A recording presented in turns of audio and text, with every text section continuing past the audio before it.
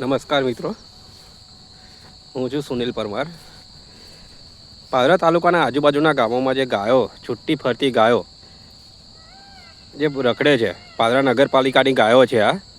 એનો કોઈ માલિક છે નહીં અને આ ખેડૂતોના ખેતરોમાં ઘૂસીને જે નુકસાન કરે છે એનો જવાબદાર કોણ? પાદરા તાલુકાની આસપાસ જે ગામડાઓ છે, આ મારું લુણા ગામ છે. લુણા ગામની આપણે મહલી આગળ ખેતર આવેલું છે. રોજ જ આટલો ટોરો ગાયોને આવે છે. જ્યારે આ ભરવાડોને પૂછીએ છે જે ગાયો ચારો આવે એમને, એ લોકો એવું કહે છે ગાયો અમારી નથી. આ જે ગાયો છે એ નગરપાલિકાની પાદરાની છૂટી ફરતી ગાયો છે. તો શું પાદરા નગરપાલિકા જવાબદાર ખરી આની? જે ખેતરોનું નુકસાન કરશે, ખેડૂતોનું નુકસાન કરશે, તો શું પાદરા નગરપાલિકા કોઈ ધ્યાન આપે છે કે નથી આપતી? એ છૂટી ફરતી ગાયો છે, આ છૂટી રખડતી ગાયો. આના પર અંકુશ આવશે ક્યારે? જે ખેડૂતોનું નુકસાન કરે છે. હું અહીંયા મારી ભેંસો બાંધું છું, રાત્રે આવીને ભેંસો નુકસાન કરે છે, દાણ ખાઈ જાય, ખોળ ખાઈ જાય, ભેંસોને મારે છે. તો આ બધું નુકસાન વેઠશે કોણ? ખેડૂતોને જ વેઠવાનું છે કે પછી આપણા પાદરા નગરપાલિકા ઘોર નિંદ્રામાં છે?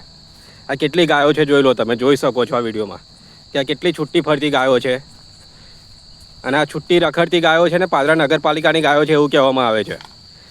તો કે જ્યારે મેં 2-3 જે ગાયો રાખે છે એ લોકોને પૂછ્યું તો એમને એવું કહ્યું કે આ બધી ગાયો છે પાદરાથી આવે છે, પાદરા નગરપાલિકામાં જે છૂટી ફરતી ગાયો છે આ બાજુ આવે છે. તો આનું જવાબદાર કોણ? આ છૂટી ફરતી ગાયોનું. આ તમે જોઈ શકો છો કેટલી ગાયો છે. અને એમાં તો અમુક ગાયો તો મારવા દોડે છે.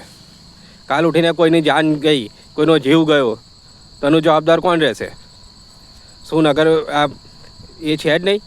તંત્રને કંઈ ચિંતા જ નથી કે તંત્ર પછી ઊંઘી જ રહ્યું છે? તમે જોઈ શકો છો કેટલી ગાયો છે. અત્યારે સાંજના 7 વાગ્યા છે. 7 વાગ્યા આટલી ગાયો અને આ જો બીજા ખેતરમાં ઘૂસી રહી છે. અત્યારે હું જતો રહીશ એટલે પછી એ ખેતરમાંથી નીકળીને આ બાજુ આવશે. તો મારી એક જ વિનંતી છે પાદરા નગરપાલિકાને કે આ ગાયોને તમે લઈ જાઓ, જો પાદરા નગરપાલિકાની હોય કાં તો જેની પણ માલિકીની ગાયો હોય એ આવીને લઈ જાય.